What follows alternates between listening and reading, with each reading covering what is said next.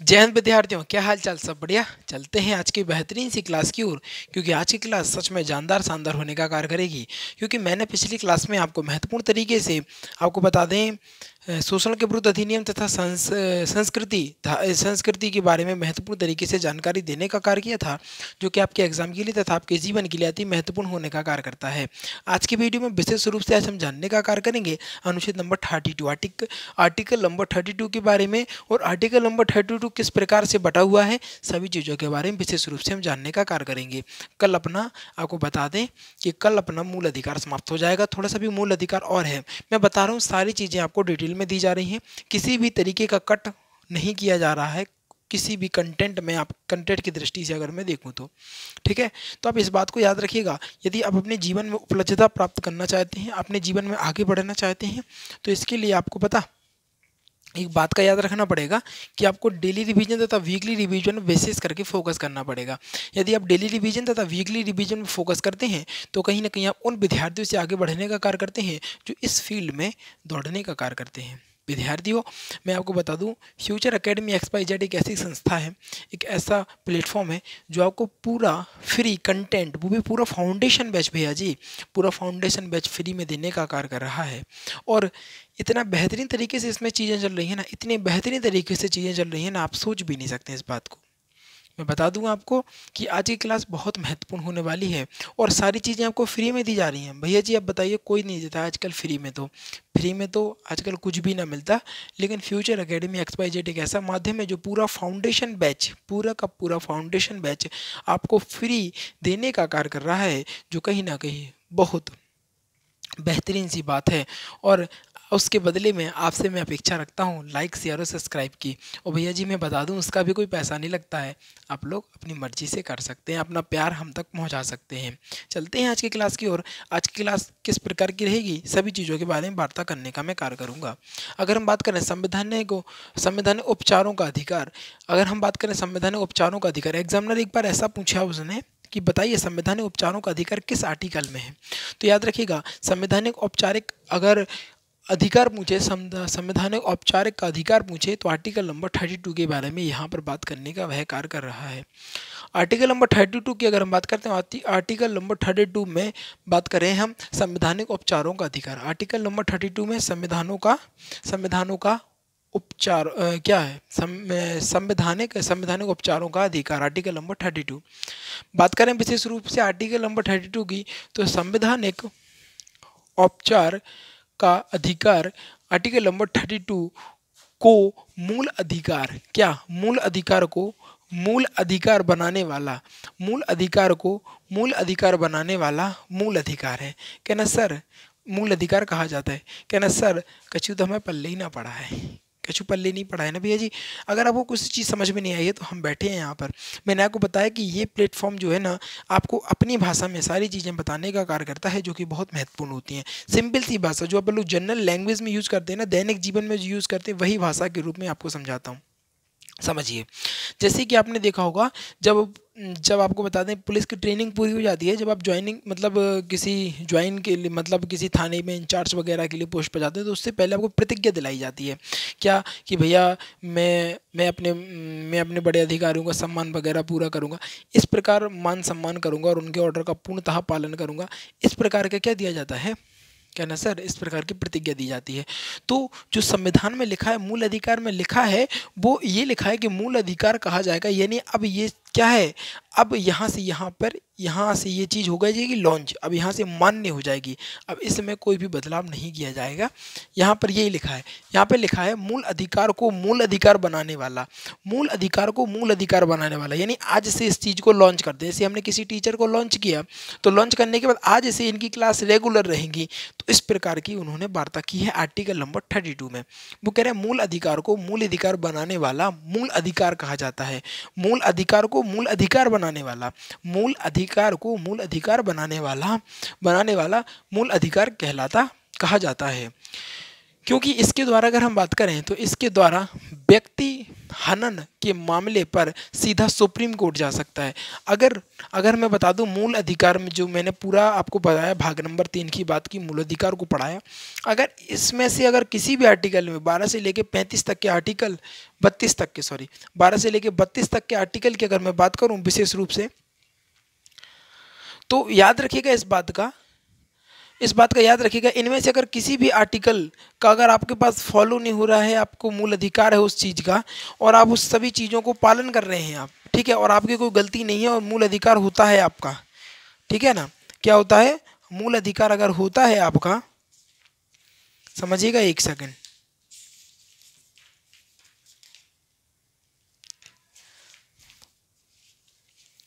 क्या होता है, मूल अधिकार अगर आपका होता है और वह किसी ना किसी कारणवश उस चीज़ को पूरा नहीं हो रहा, मान लो मैंने आपसे कहा कि यदि किसी के मूल अधिकारों से आपके मूल अधिकारों का हनन होता है तो उस मूल अधिकार को निरस्त कर दिया जाएगा, यानी आपकी वजह से किसी दूसरे के मूल अधिकार को क्या प्रभाव नहीं पड़ना चाहिए। अगर आप पढ़ रहा है तो आप उसके प्रति सुप्रीम कोर्ट में जाकर केस कर सकते हैं।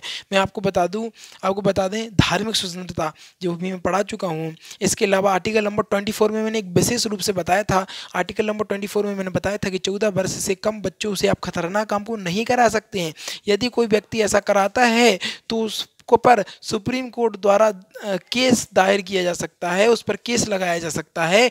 यानी इसमें लिखा है क्योंकि इसके द्वारा व्यक्ति हनन के मामलों पर, क्या जब भी मूल अधिकार की हनन होगा, मूल अधिकार का हनन होगा तो उस मामले में डायरेक्ट कहाँ पर जाएगा भैया जी, सुप्रीम कोर्ट जा सकता है। क्या जा सकता है कि ना सर, सुप्रीम कोर्ट जा सकता है। उस सुप्रीम कोर्ट में भी 5 प्रकार की रिट या याचिका, 5 प्रकार की रिट बोल सकते हैं, याचिका बोल सकते हैं, एग्जाम में दोनों आती हैं, आप दोनों याद कर लीजिए। रिट भी कह सकते हैं, याचिका भी कह सकते हैं, समादेश जारी की जाती हैं। तो 5 प्रकार की याचिका जारी की जाती हैं। अगर मैं बात करूं, यदि मूल अधिकार आपके हनन होते हैं, किसी मामले में मूल अधिकार का आपका हनन होता है, तो आप सीधा का सीधा आर्टिकल नंबर 32 के तहत आप सीधा का सीधा सुप्रीम कोर्ट में उस पर केस कर सकते हैं। सुप्रीम कोर्ट में बोल रहा हूँ भैया जी, मैं आपको बता दूं, आपको सबसे पहले अगर छोटे मोटे मुद्दे होते हैं तो डिस्ट्रिक्ट कोर्ट में जाना पड़ता है, लेकिन ये वाला जो मुद्दा है ना मूल अधिकार का है, तो यहाँ पर आप सीधा कहाँ पर जा सकते हैं, आपको बता दें, आप सीधा सुप्रीम कोर्ट जाने का कार्य कर सकते हैं और आप सुप्रीम कोर्ट जा सकते हैं। और सुप्रीम कोर्ट में भी 5 प्रकार की याचिका जारी की जाती है। अब कहना सर 5 प्रकार की याचिका कौन कौन सी होंगी है, तो भैया मैं बता रहा हूँ, ये फाउंडेशन बैच है, आपको सभी चीज़ें डिटेल में बताई जाती हैं, सभी चीज़ों, किसी में भी थोड़ा बहुत कमियां भी नहीं करी जाता है। तो बात करेंगे फर्स्ट की, तो पहला बात है जो बंदी प्रत्यक्षीकरण, क्या है बंदी प्रत्यक्षीकरण, दूसरा बात करें परमादेश, तीसरा अधिकार, चौथा प्रतिषेध और 5वां हो गया उत्प्रेषण। ठीक है, तो ये क्या हो गया, आपके 5 प्रकार की रिटें हो गई। और महत्वपूर्ण तरीके से एग्जामिनर कहीं ना कहीं किसी ना किसी माध्यम से यही चीज़ें आपसे पूछने का कार्य करता है। यदि आप वन लाइनर को पढ़ने का कार्य करते हैं तो कहीं ना कहीं जब वो अंदर से क्वेश्चन करता है तो आपका डब्बा गुल हो जाता है, लेकिन जब आप पूरा फाउंडेशन पढ़ेंगे, पूरी चीज़ों को डिटेल से पढ़ेंगे, तो कहीं ना कहीं आप उन विद्यार्थियों से आगे हो जाएंगे जो इस दौर में दौड़ने का कार्य कर रहे हैं। इसीलिए मैं कहता हूँ भैया जी, यदि आप सोचते हैं 2023 के अंतिम में आपको एक बेहतरीन सी जॉब चाहिए तो जुड़ जाइए, मैं कह रहा हूँ फ्यूचर एकेडमी XYZ से, जो कि एक बेस्ट प्लेटफॉर्म है आपके लिए, है ना। यहाँ पे देखते हैं, यहाँ पर अगर हम बात करें बंदी प्रत्यक्षीकरण की, तो यहाँ पर बात करेंगे पहले बंदी प्रत्यक्षीकरण की। यह व्यक्तिगत, क्या है, यह व्यक्तिगत स्वतंत्रता का सबसे बड़ा रिट है। क्या है, यह व्यक्तिगत स्वतंत्रता का सबसे बड़ा रिट है। क्या है, यह व्यक्तिगत स्वतंत्रता का सबसे बड़ा रिट है। फिर से पढ़ेंगे, बंदी प्रत्यक्षीकरण की बात करें तो यह व्यक्तिगत स्वतंत्रता का सबसे बड़ा रिट है। क्या है, व्यक्तिगत स्वतंत्रता का सबसे बड़ा रिट है। यह बंदी बनाने वाली, क्या है, यह बंदी बनाने वाली अधिकारी, बंदी बनाने वाले अधिकारियों को क्या करता है, आदेश देती है। बंदी बनाने वाले अधिकारियों को आदेश देती है कि उसे आप 24 घंटे के भीतर में सहशरीर न्यायालय में प्रस्तुत करेंगे। क्या करेंगे, सहशरीर, यानी ऐसा नहीं है कि बिना शरीर के पेश करोगे, यानी सहशरीर आपको न्यायालय में प्रस्तुत करना होगा। मैं बता चुका हूँ 24 घंटे के अंदर। और इसमें क्या होता है, आपने पिछली वीडियो देखी होंगी तो आपको पता होगा कि सर इसमें यातायात का टाइम नहीं जोड़ा जाता रहता और अवकाश का जो समय होता है उसको भी नहीं जोड़ा जाता है। बंदी प्रत्यक्षीकरण तो यही होता है, अगर किसी व्यक्ति को स्वतंत्रता का सबसे बड़ी रिट है, ये क्या है, स्वतंत्रता की सबसे बड़ी रिट मान सकते हैं, याचिका मान सकते हैं। इसमें बंदी बनाने वाले अधिकारी यानी पुलिस वालों की बात हो रही है यहाँ पर। बंदी बनाने अधिकारियों को यह आदेश देती है, क्या देती है, बंदी बनाने वाले अधिकारियों को यह आदेश देती है कि 24 घंटे के अंदर उसको सहज शरीर उसको न्यायालय में पेश करना होगा। और इसमें आपको बता दें हम, यातायात का जो समय लगता है, आने जाने का जो समय लगता है वो नहीं जोड़ा जाता है, अवकाश का समय भी नहीं जोड़ा जाता है। क्लियर बात। इसके बाद यहाँ पर देखिएगा परमादेश। अगर हम बात करेंगे परमादेश की तो इसका जो अर्थ होता है भैया जी, समझेंगे थोड़ा सा। इसका जो अर्थ होता है, हम आदेश देते हैं। क्या करते हैं, हम आदेश देते हैं। यदि कोई सरकारी कर्मचारी अच्छे से काम नहीं करता है और उस पर यह जारी कर दिया जाता है। परमादेश भैया बहुत खतरनाक होता है। जो गवर्नमेंट एम्प्लॉय होते हैं ना, आपको बता दें कुछ लोग ऐसे होते हैं जो घूसखोर टाइप के होते हैं, अड़े रहते हैं कि अरे हम नहीं करेंगे तुम्हारा काम। एक सिग्नेचर के लिए इतना घुमाते भैया, इतना घुमाते कि बहुत ज़्यादा परेशान हो जाते। तो उनके लिए क्या बनाया गया है, परमादेश बनाया गया है। आपको बता दें, यदि कोई सरकारी कर्मचारी अपना काम सही तरीके से नहीं करता है, अच्छे तरीके से नहीं करता है, तो उस पर परमादेश लागू किया जाता है। इतनी बात समझ में आई? बताओ जल्दी से, पहले इतनी बात समझ में आई कि नहीं आई, फिर आगे बढ़ेंगे। नहीं तो देखो, मेरा तो एक ही मोटिव रहता है कि आप लोगों को अच्छे से अच्छा कंटेंट और अच्छे से अच्छे तरीके से आपको समझा दिया जाए, जिससे कि आपके दिमाग में सारी चीज़ें बिल्कुल फिट हो जाए, बिल्कुल सेव हो जानी चाहिए।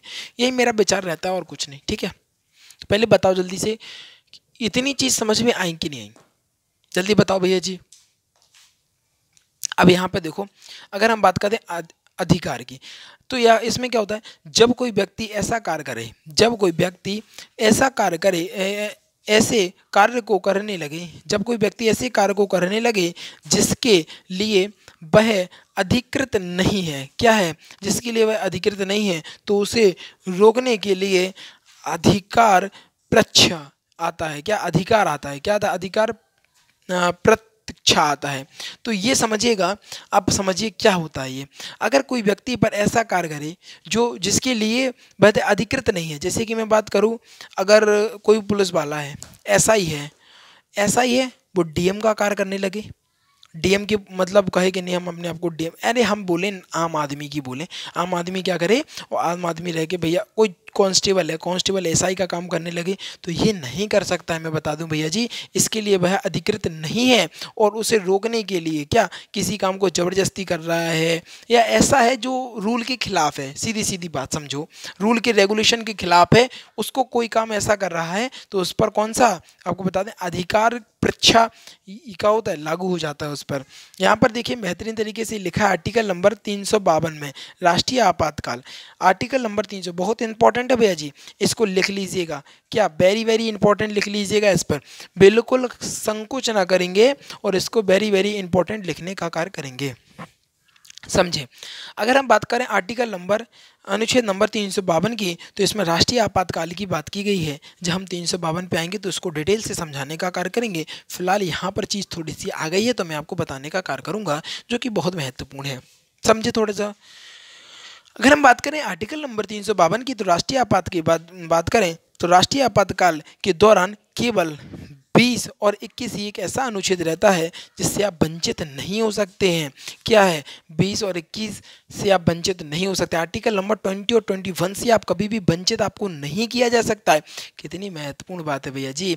इसीलिए तो मैं कहता हूँ कि आपके एग्जाम के लिए तथा आपके जीवन के लिए, एग्जाम के लिए इसलिए क्योंकि आपके एग्जाम में आना है, और आपके जीवन के इसलिए क्योंकि आपको नॉलेज होना चाहिए उस चीज़ की कि अगर आपातकाल भी लगता है, यानी राष्ट्रीय आपातकाल भी लगता है, आपको पता है लॉकडाउन में, आपको बता दें एक आपातकाल की समान था, लेकिन राष्ट्रीय आपातकाल तो नहीं था, लेकिन आपातकाल था, लॉकडाउन बोलते हैं, लॉकडाउन किया था। लेकिन आपको बता दें उसमें, आपको बता दें आर्टिकल नंबर 20 और 21 से आप वंचित नहीं रहे, बकाया सारी चीज़ों से आपको रोका गया। इसके अलावा आपसे कहा गया आपको स्वतंत्रता का अधिकार है, आप किसी भी जगह पर घूम सकते हैं, परंतु लॉकडाउन में ऐसा नहीं हुआ, आपको रोक दिया गया। तो कहना सर इससे तो हमारा मूल अधिकार का हनन होगा, भैया नहीं होगा। यहाँ पर देखो क्या लिखा है, राष्ट्रीय आपातकाल की अगर कोई स्थिति आ जाती है, क्या राष्ट्रीय आपातकाल की कोई स्थिति आ जाती है, तो इसमें आपके मूल अधिकारों को सीमित कर दिया जाएगा। लेकिन बात करें आर्टिकल नंबर 20 और आर्टिकल नंबर 21 की, तो इसमें आपको इससे कोई भी आपको वंचित नहीं कर सकता है। क्लियर बात समझ में आ गई ना। यहाँ पर देखो प्रतिषेध की अगर बात करें तो यह ऊपरी न्यायालय अपने निचली न्यायालय पर तब लगाती है जब निचली न्यायालय अपने अधिकारों का उल्लंघन करके फैसला लिखाइए क्या फैसला सुना चुकी रहती है। अपने अधिकारों को उल्लंघन करके कोई ऐसा फैसला सुना देती है जो उसके अधिकार में नहीं रहता है और वह उस चीज़ को सुना देती है, तो यह लग जाता है प्रतिषेध बोलते हैं इसको। तो बताओ कैसा लगा, मज़ा आई कि नहीं आई पढ़ने में। पहले तो ये महत्वपूर्ण है आप लोगों के लिए। देखो मैं इतने मन से पढ़ाता हूँ ना आप लोगों को, और आपको बेस्ट से बेस्ट चीज़ें देने का प्रयास करता हूँ। एक बार रिवीजन कर लेते हैं जिससे सारी चीज़ें आपको समझ में आ जाएं और आपके जीवन में कष्ट उत्पन्न ना हो। बात करें संवैधानिक उपचारों का अधिकार, तो आर्टिकल नंबर 32 में हमने इसको पढ़ा। आर्टिकल नंबर 32 की बात करें तो संवैधानिक उपचार का जो अधिकार है, आर्टिकल नंबर 32 को मूल अधिकार बनाने का मूल अधिकार कहा गया है। मूल अधिकार बनाने वाला मूल अधिकार कहा गया है, क्योंकि इसके द्वारा व्यक्ति हनन के मामले को साथ क्या कर सकता है, डायरेक्ट भैया भाई सुप्रीम कोर्ट में जा सकता है। अगर हम सुप्रीम कोर्ट की बात करें तो सुप्रीम कोर्ट में 5 प्रकार की रेटें जारी की जाती हैं। अगर हम पहली रेट की बात करें तो पहले रेट को बंदी प्रत्यक्षीकरण, दूसरे को परमादेश, तीसरे को अधिकार, चौथे को प्रतिषेध और पांचवें को उत्प्रेक्षण कहने का कार्य करते हैं। यहाँ पर देखें अब आप, अगर हम बात करें बंदी प्रत्यक्षीकरण की, तो यह व्यक्तिगत स्वतंत्रता सबसे बड़ी रिट है और बंदी बनाने वाले जो अधिकारी होती हैं उनको सुप्रीम कोर्ट ऑर्डर देती है कि आप 24 घंटे के अंदर उस मुजरिम को क्या न्यायालय में पेश करने का कार्य करेंगे। लेकिन इसमें आपके अवकाश का समय नहीं जोड़ा जाएगा। मान लो कि त्यौहार है और न्यायालय बंद है तो उसमें समय नहीं जोड़ा जाएगा। इसके अलावा रास्ता बड़ा है, मान लो जाना है कहाँ पर, मान लो दिल्ली जाना है, दिल्ली की कोर्ट में सुनवाई है और तमिलनाडु तरफ चला गया है ना, तो टाइम लगता है उसमें, तो उसको जो यातायात का जो समय होता है उसको नहीं जोड़ा जाता है। इसके बाद बात करी हमने परमादेश की, तो इसका जो अर्थ होता है आदेश देता है। क्या होता है इसमें, इसका अर्थ होता है हम आदेश देते हैं कि जब कोई सरकारी कर्मचारी अच्छे से काम नहीं करेगा तो उस पर यह जारी कर दिया जाएगा। अगर आपको बता दें कोई भी अधिकारी, जैसे सरकारी गवर्नमेंट एम्प्लॉय की बात करें, अगर वह अपना काम सही से नहीं करता है तो उस पर परमादेश लाया जाता है। अगर हम बात करें अधिकार की, तो जब कोई व्यक्ति ऐसे कार्य को करने लगे जिसके लिए वह अधिकृत नहीं है और उसको रोकने के लिए यह लगाया जाता है। इसके बाद बात करी हमने आर्टिकल नंबर 352 में, इसमें क्या है राष्ट्रीय आपातकाल। राष्ट्रीय आपातकाल के दौरान केवल 20 और 21 आर्टिकल अनुच्छेद हैं, ऐसे अनुच्छेद हैं जिससे हम वंचित नहीं रह सकते हैं। इसके अलावा आपके जो मूल अधिकार हैं उनको थोड़ा सा सीमित कर दिया जाता है, जैसे लॉकडाउन में अभी किया, हाल फिलहाल में बहुत बेहतरीन सा एग्जाम्पल हमारे पास है।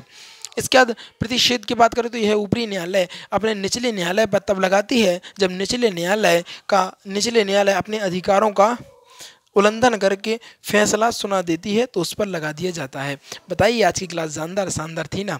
बढ़िया भैया, देखो पढ़ते रहिए, हम तो एक ही मोटिव रहता है कि आप लोगों को आगे बढ़ाना है, जीवन में आप लोगों को बेस्ट देना है, अपना बेस्ट पढ़ाई करनी है, बस यही चाहिए मुझे जीवन में, और कुछ चाहिए ना भैया जी। मैं तो बस यही चाहता हूँ आप लोग आगे बढ़ते रहिए, पढ़ते रहिए, ठीक है ना। क्योंकि ये फ्यूचर एकेडमी है ना, फ्यूचर एकेडमी में भी वही टीचर जो आपको पढ़ाते हैं जिनके अंदर आप जैसा जुनून होता है। जैसे आपको पढ़ने का जुनून है ना, ऐसे हमारे जो टीचर होते हैं ना उनको पढ़ाने का जुनून रहता है, अलग ही लेवल का रहता है। तब बराबर में टक्कर होती है ना, तब मज़ा आता है पढ़ने का। क्या तब मज़ा आता है पढ़ने का, कोई दिक्कत नहीं है भैया।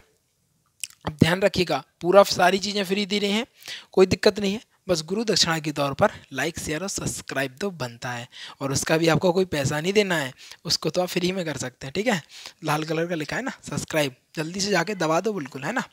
और ध्यान रखिएगा डेली रिवीजन तथा वीकली रिवीजन विशेष करके फोकस करेंगे, अपने हाथों से नोट्सों को बनाने का कार्य करेंगे, क्योंकि नोट्स बहुत महत्वपूर्ण है आपके रिवीजन के लिए। क्योंकि जब आप एग्जाम देने जाते हैं तो एक बार पढ़ लेंगे ना तो सारी चीज़ें और अच्छे से क्लियर हो जाएंगी। और डेली रिवीजन तथा वीकली रिवीजन तो आप करेंगे ही तक करेंगे, वो और अच्छा रहेगा आपके लिए, ठीक है। तो इस साथ वीडियो को समाप्त करना चाहूँगा। जो विद्यार्थी नए हैं वो जल्दी से जाके वीडियो को लाइक कर देंगे, चैनल को सब्सक्राइब कर लेंगे और शेयर करके आएंगे अपने यार दोस्तों और चाहने वालों के साथ, क्योंकि आज की जो वीडियो थी कहीं ना कहीं गजब लाजवाब, बेहतरीन गजब लाजवाब होने का कार्य कर रही थी। इन्हीं चंद शब्दों के साथ विदा लेना चाहूँगा। जीवन में आनंदित रहिएगा और आगे पढ़ते रहिएगा। थैंक्स फॉर वॉचिंग, और इसका स्क्रीनशॉट महत्वपूर्ण तरीके से ले लीजिएगा। जल्दी से स्क्रीनशॉट लो भैया जी।